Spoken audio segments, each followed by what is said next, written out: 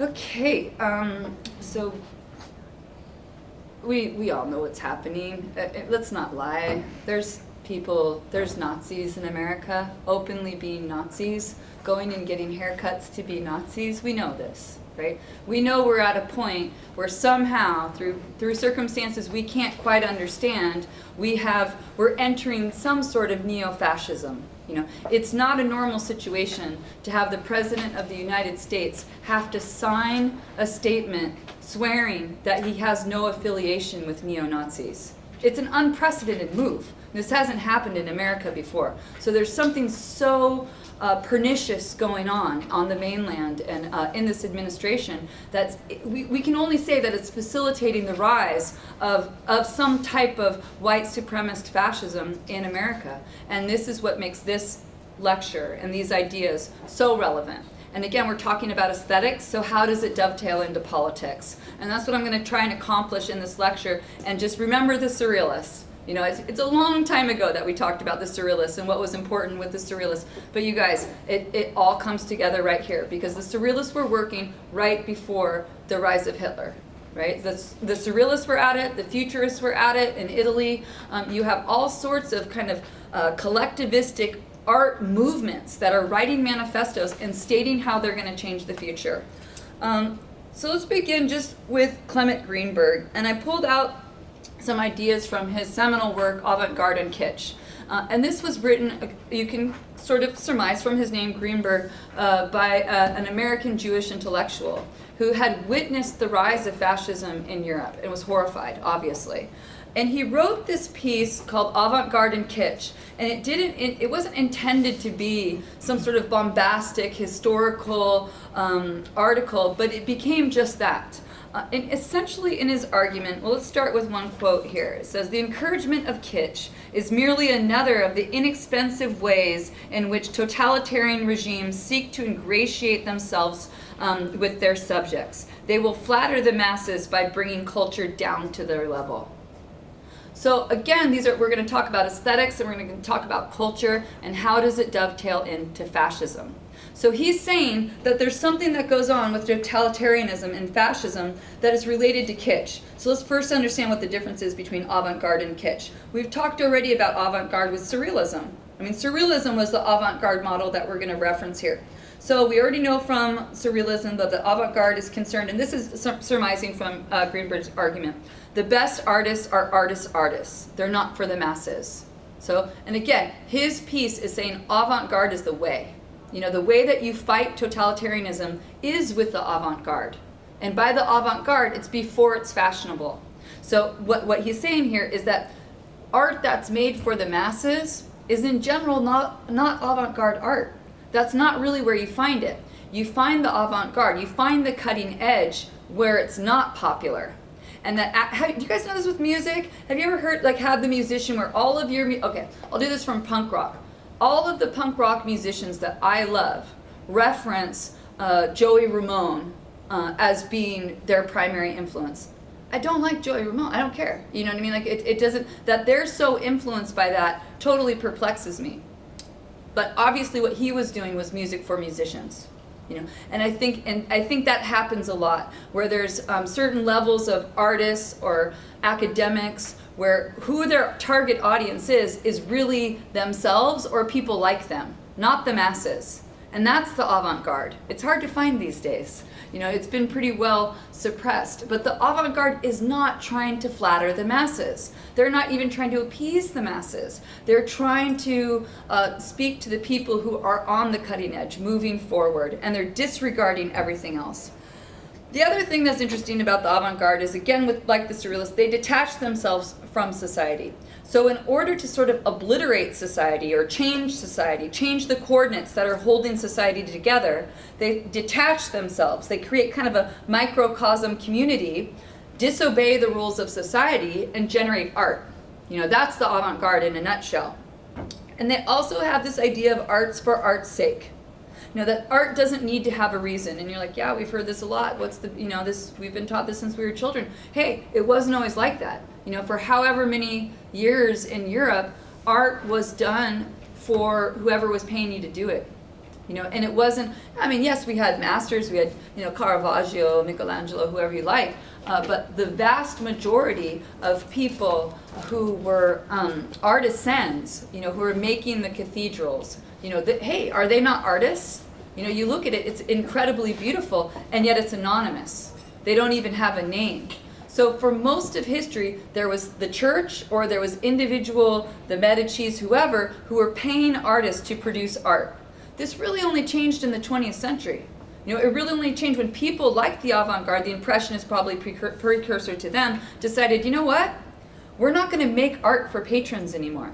We're going to make art for art. We're going to make art for art's sake, just because it's art. It's going to have an ontological necessity of its own. It doesn't need to account to anybody else. It's art because it's art. So this is raising expressionism to the absolute. It means that this is art. If I frame that and I put it on the wall, it's art for art's sake, and you can't tell me it's not. And that was the big thing with the avant-garde, is you can't tell me something that I've done which doesn't reflect reality isn't art. I'm saying it's art. How can you tell me it's not? Well, again, it seems like not a big deal, but it changes the coordinates of society. It changes the way that we're thinking about things. It was not irrelevant when Michel Duchamp took a urinal and put it in a museum and said, this is art. You know what I mean? It was a very political move. So in this time especially, art was very, very political. They were very disruptive.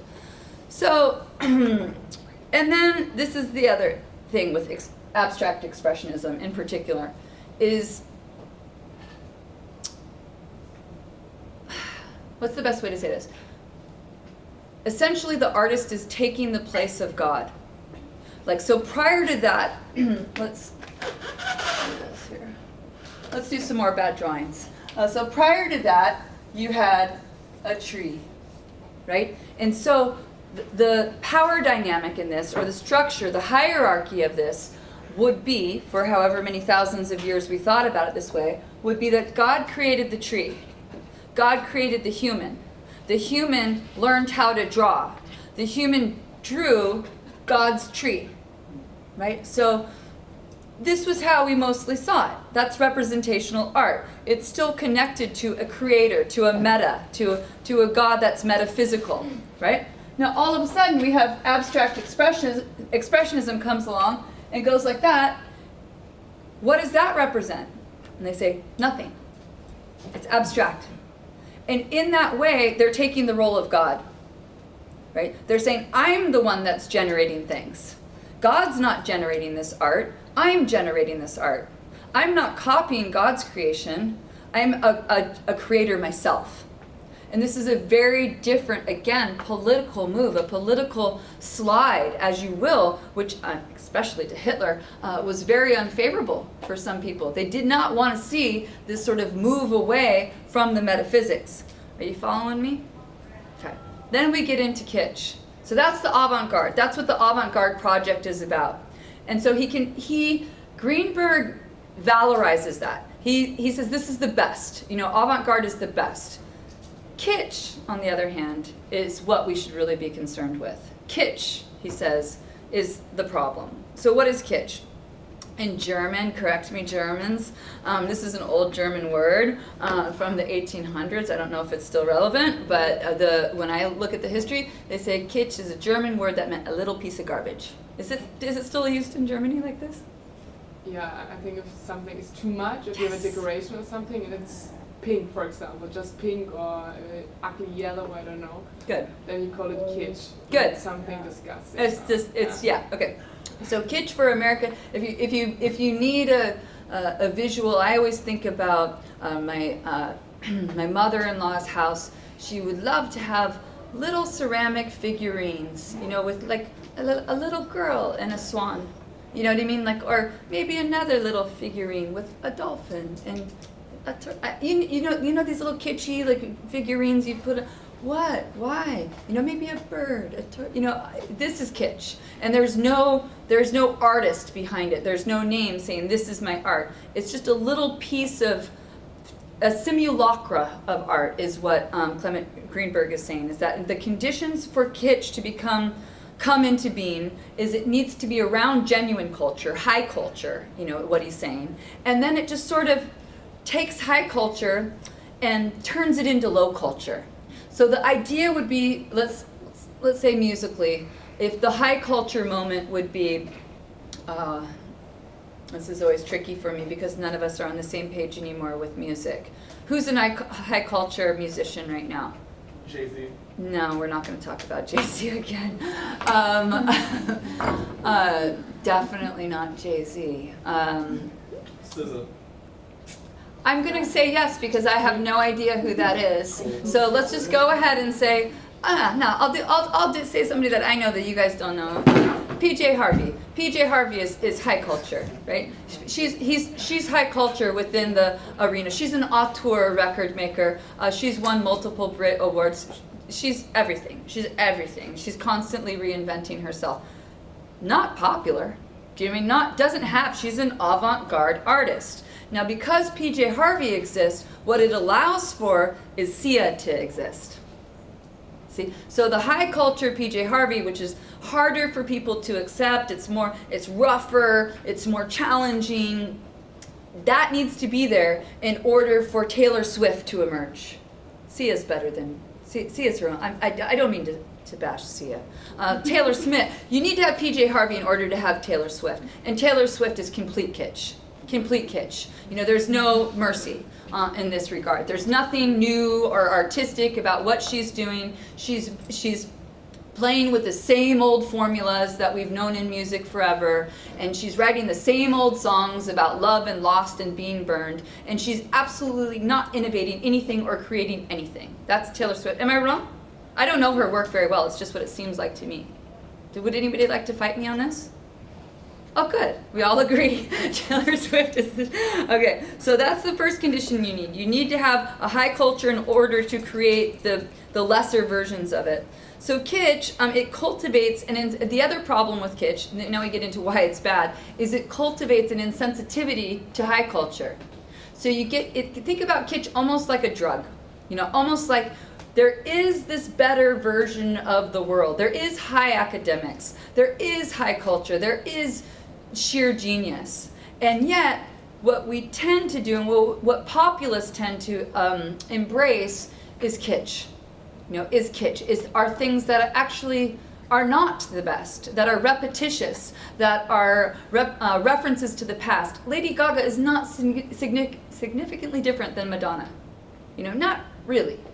She's referencing Madonna all the time. She's taking what Madonna did and tweaking it, and she has a better singing voice, let's be honest. You know what I mean? But beyond that, again, it's not something truly moving the culture forward or changing the coordinates of what's happening. It's keeping us all kind of bad romance. You know what I mean? Like we're just bopping our heads, singing along. And that's kind of the point of kitsch, is to give you enough sort of aesthetic, cultural material that it keeps you in your place. And you just kind of keep bopping along, rolling along, not being challenged, not really thinking about how things could be different. That's the function of kitsch. And what it does is you get so hooked on kitsch that if I were to show you PJ Harvey, you'd hate it. You would hate it.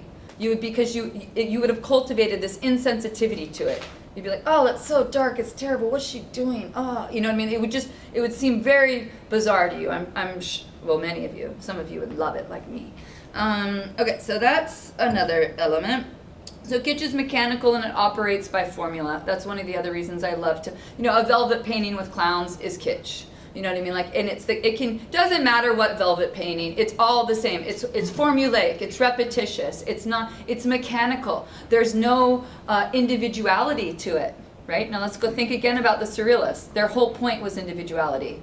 Kitsch is anti-individual. There's no author, there's no agent, there's no genius. There's no producer of the kitsch, right? It's anonymous and it just kind of keeps you placated in your place. So kitsch is vicarious experiences and faked sensations. So when you're watching Jay-Z pretend like he's crying because he did something bad to Beyonce, it's the height of kitsch, you know, on Saturday Night Live. It's the height, because he's faking his sensations, and you know, he's performing for us, the audience, to uphold this narrative of this couple that is absolutely not, you know, they're keeping us in our place. We are bobbing our heads and listening to Beyonce and thinking it's progressive. I promise you, it's not. Number 5, and lastly, kitsch changes according to style, but the fundamental message remains the same.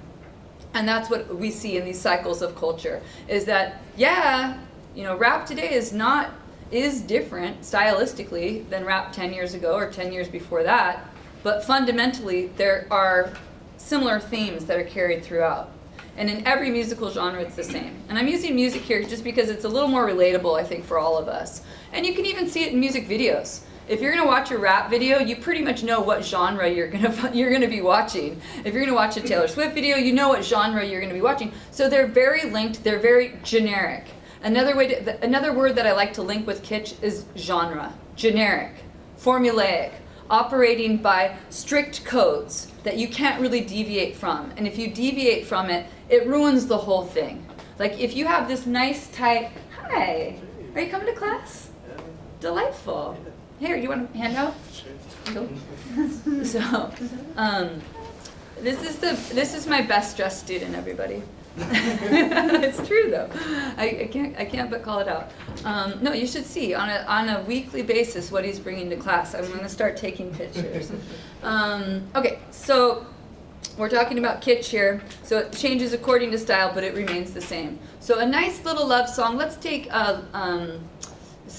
Grease, the song that Hopelessly Devoted, right? Hopelessly Devoted. So you have the whitest white girl song in the whole wide world, you know, and in essence, that same song has just been redone and redone and redone and redone. And if in the middle she started screaming, it would ruin the whole thing. And that's the thing with kitsch or with genre, is it has to be formulaic. It has to function according to this step, then this step, then this step, and then we reach the crescendo, and then we come back down. And I mean, think about the Kesha song, Pray. It's perfect. Slow build in the beginning, and then you know it ramps up, and then there's the crescendo, and then she hits a high EC that nobody can hit, you know, and then we come back down. Formula. So why we can sit here and talk about, is her message revolutionary? Like, is she pushing the envelope with what she's saying, especially since we know her life experience? Or is she operating within the kitsch formula that ultimately we'll just be bobbing our head and feeling empowered as women, but really nothing changes in the coordinates of how we're treated, right? So this is the problem with kitsch. It gives us the false sense of things changing. Right? Like exactly when Will and Grace was picked up by NBC, it was like, oh my gosh, there's gay people, you know, there's out homosexuals on primetime network television. Nothing changed. NBC made more money.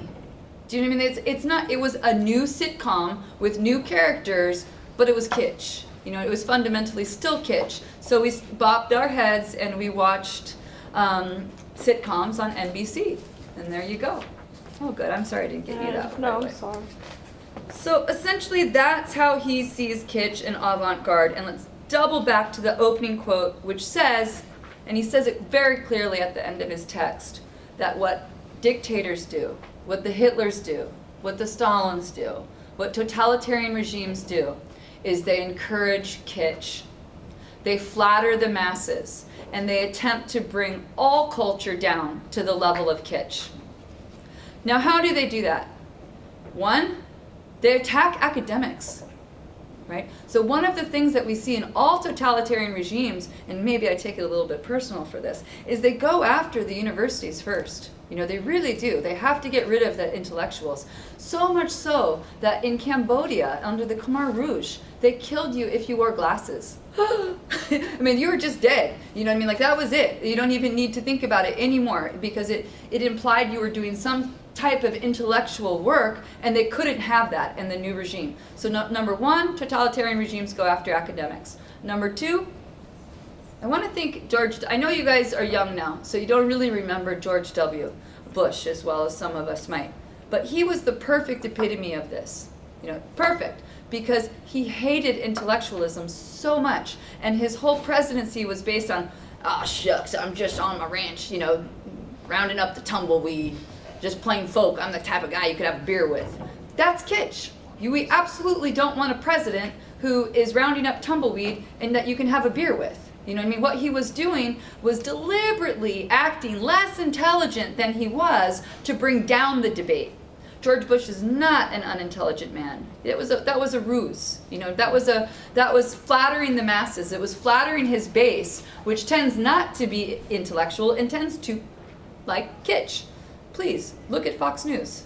Look at the kitsch on Fox News. I mean, this is a base which is thriving on the very things that we're talking about. So of course, you flatter your base by lowering culture to be generic, kitsch. Okay? Does anybody have any questions about that before we move on? Crystal clear. Why would a totalitarian regime need to do that? Get rid of the avant-garde, promote kitsch. Well, the big thing was, like with Hitler, he absolutely hated the modernists. That's why he tried to bring it back to a lot of that classical style of art, and it was because the modernists were all about challenging a lot of the status quo and a lot of long-held beliefs. Yeah. And a lot of this new art was basically saying we don't need the classical art. Yes. Yes. We will go into depth very briefly with Hitler's speech. Yes. Yeah. Well, I guess like individualism is like, you know, a lot about freedom and, you know, thinking outside the box. So it's Perfect. If you can just put people in a box. There you go. There you go, right there. This is, I mean, if you can take one thing from this lecture, take this. The avant-garde is about individualism. Kitsch is about the masses, about not standing out, about not being an individual. If you're going to construct a totalitarian regime, you don't want people to be individuals. You want them to be part of the masses. You want them to not want to be individuals. So you want to attack the very idea of the primacy of individuality. Right? That's the project of totalitarianism. So so in these countries, particularly in Western Europe, you're taking individualistic cultures and trying to make them conform to be totalitarian. Right? It's a little more difficult than in collectivistic cultures, frankly. You know, so we should all watch Asia carefully. You know, what's going on. All right, so moving on to that, let's look at Hitler and what Hitler is saying. And essentially, in the article that I gave you in his speech, he says, on cultural grounds more than on any others, Judaism has taken possessions of the means and institutions of communication which form and thus finally rule over public opinion. So I'm going to summarize his argument if you didn't get a chance to read his speech, and it looks something like this. And this is what's shocking about it, you guys, is there's a logic to it. If you just read it and you just read along and you're not critically thinking, it actually is logical. That's the scary thing about his argument. So he starts out and he attacks art historians. Again, you attack the colleges, attack the universities. It's a very good move for fascism. So he starts off, and this is early Hitler, and he starts off attacking art history. That seems weird. Why art history? Why would Hitler care about art history? Well, we know about I think people make too much of him being a failed artist. I don't think that, you know, hey, he ended up ruling Germany. I don't think he was crying in the corner because he was a failed artist, you know what I mean? But, however, he did have this background of being interested in art, and he ends up making this argument in this speech where he says, you know, art historians, they're messing with your minds. They're messing with your minds. Have you guys taken art history? Yes. Okay, so this is absolutely true, what he's saying. They teach art history like this. So during this time period, there were the Greek arts. And then after that, there was Roman art. And then after that, there's medieval art, right? And then after that, you have the Renaissance. And they talk about these time periods and these epochs of art history as being, you know, Greek, then Roman, and then, you know, we're going to go to France for a little while, then back to Italy, and da-da-da-da-da-da-da. And Hitler goes, how can this be true? How do you think that the movement in Greece necessarily affected the Romans? Aren't we talking about two distinct cultures? Aren't we talking about the Greeks and the Romans? Why is art history trying to trick you into thinking that this one movement affects the next movement, which sometimes is a couple countries away. He goes, no, this is a Jewish lie. This is another one of those Jewish lies. He goes, art comes from people. There's not a German era of art. German art comes from German people, right? Don't believe art history. This is just a lot of phrase mongering to confuse you. What we really have to get back to is the German spirit of art that we've always had and be expressing that. And in order to do that, we have to get rid of all this other nonsense that's contaminating the pure German spirit. And if you guys remember when I was talking a couple weeks ago about the Weimar Republic and those links that I found, that were still neo-Nazi, there's plenty of people that still believe this, that still believe that the most necessary thing to have happened in Germany was the cleaning up of the Weimar Republic through Hitler, and that there was no other person that could have got it done. So he states basically that art is not founded on time, but on people, as I said. And he said in that same way, art can in no way be a fashion. And then he follows up, art must be understood in itself, meaning none of this nonsense, right? None of this nonsense. You don't get to be God. You don't get to be an individual and claim creativity. No, right? No. Creativity doesn't come from you. It comes from either your superior, your dictator, or there's the masses. There's no individual that's capable of generating something on their own. Not in a totalitarian regime, not really. So he's absolutely opposed to that. There's a nice quote from Goebbels here. How's my pronunciation with Goebbels? Terrible. You hate it. Okay. You say Goebbels for me so I can... Goebbels. Yeah. Goebbels. Okay. I'm working on it. He says, Goebbels, on the corrupting critical spirit of Judaism. He says, the age of extreme Jewish intellectualism. Remember, intellectualism. We can focus on the Jewish part. But let's focus also on the intellectual part. They're not just attack. Remember, he didn't just kill the Jews, right? Hitler started by having his own the people. This is how he knew he could get away with the Holocaust. He asked everybody. There had been a system in Germany where if you had a family member that was born defective in some way, maybe mentally, maybe physically, they needed some type of care, you could put them in a home, and Germany would care for them, and it was a sad thing that happened, but that's how it goes. And Hitler proposed to all these families that really it would be better to just kill these people. And the families went along with it. And they allowed their own family members who were defective to be exterminated. And this was the first indication to Hitler that he really could push further. That people in this moment in time were willing to kill their neighbors, their family members. They were down for it. It was a clear indication that that was the cultural moment. So it was gypsies, it was homosexuals, it was intellectuals, and of course, massively, it was Jewish people. But we can safely say, we hear the number 6 million Jews. I think we can safely say 10 million people. And I don't think we should forget about the other 4 million people that were killed as well.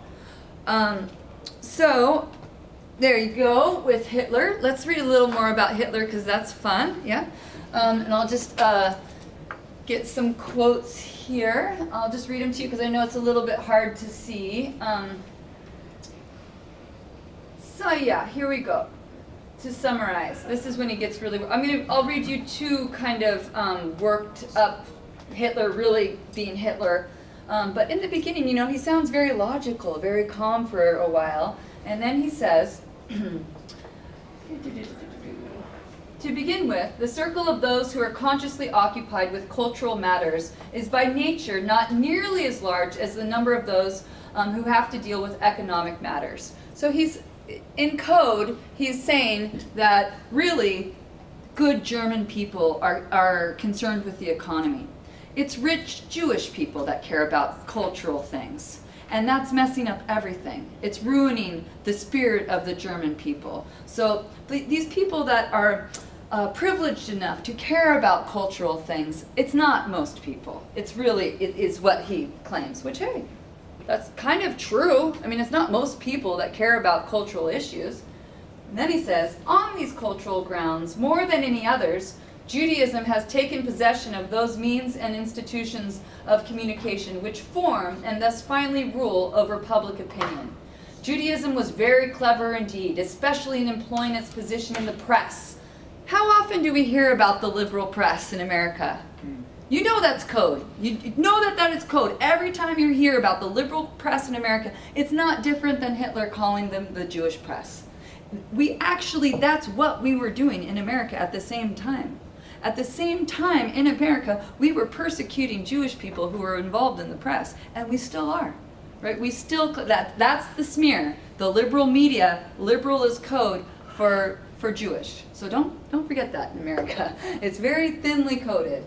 And then I like this part a lot too. He really goes for it. Art in no way can be a fashion. As little as the character of the blood of our people will change, so much will art have to lose its mortal character and replace it with worthy images expressing the life course of our people and the steadily unfolding growth of its creations. Cubism, Dadaism, Futurism, Impressionism, etc. have nothing to do with our German people, for these concepts are neither old nor modern, but are only the artifactious stammering of men to whom God has denied the grace of truly artistic talent, and in its place has awarded them the gift of jabbering or deception. I will therefore confess now, in this very hour, that I have come to the final, inalterable decision to clean house, just as I have done in the domain of political confusion, and from now on rid the German art life of phrase-mongering. Works of art which cannot be understood in themselves, but for the justification of their existence need those bombastic instructions for their use, finally reaching the intimidated soul who is patiently willing to accept stupid or impertinent nonsense. These works of art from now on will no longer find their way to the German people. So that he's calling out surrealism, he's calling out everything we've looked at up to now and saying, this is illegal. I'm getting it out of Germany. And so he and the irony, of course, is he expels all this art from the museums and it becomes a degenerate art, right? And this art collection of art that Hitler hated and tossed out of Germany, it's constantly, I'd say maybe every 5 years, it'll do sort of a global circle, and it's Hitler's degenerate art collection, and everybody goes and sees it. It's very popular. So he actually loses in death. We love his degenerate art, and we love that he picked it to expel. It's still fascinating to people to go and see what it is that he hated so much that the rest of the world was kind of just fine with. But he really, that's how high the stakes were for him about art, right? About art. And I think they should be that high for us. I think the stakes are that high.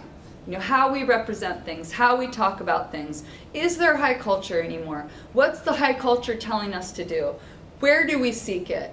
You know, it's become a different knowledge base.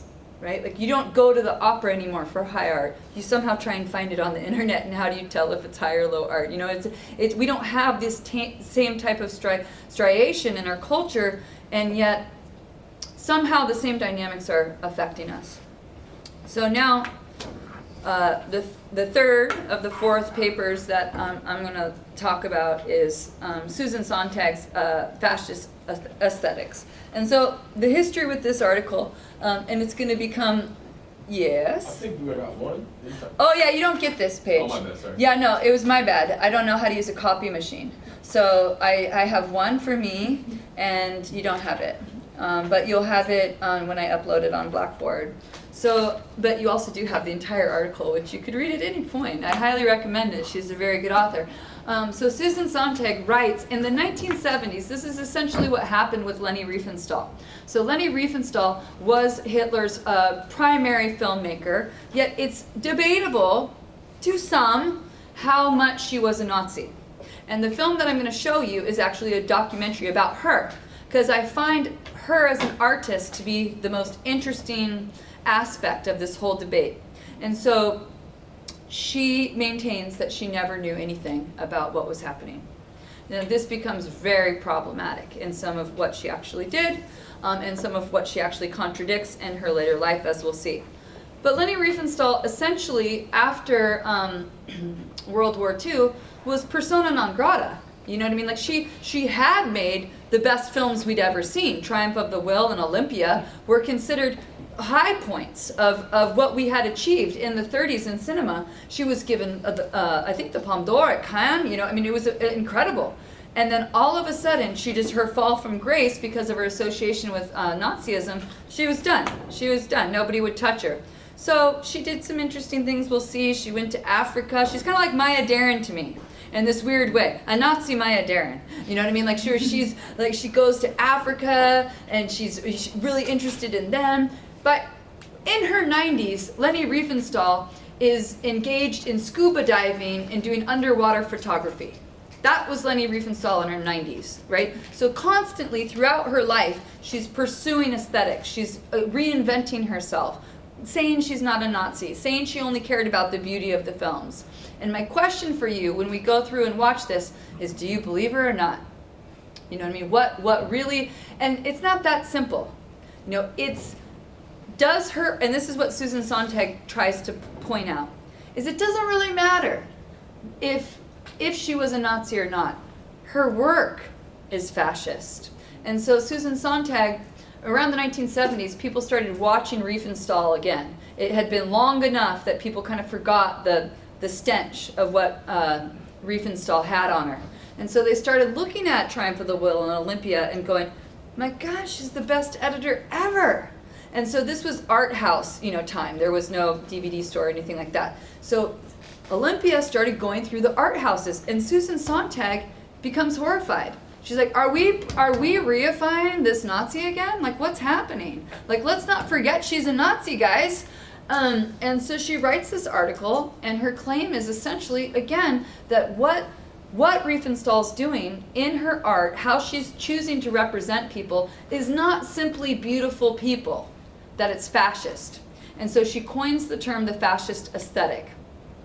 That there's some people and there's some ways of depicting art that lends itself to fascism and totalitarianism. And these are the bullet points that she says are kind of what makes an artifact fascist. Preoccupation with situations of control, submissive behavior, extravagant effort, the endurance of pain, egomania and servitude, domination and enslavement take the forms of pageantry, the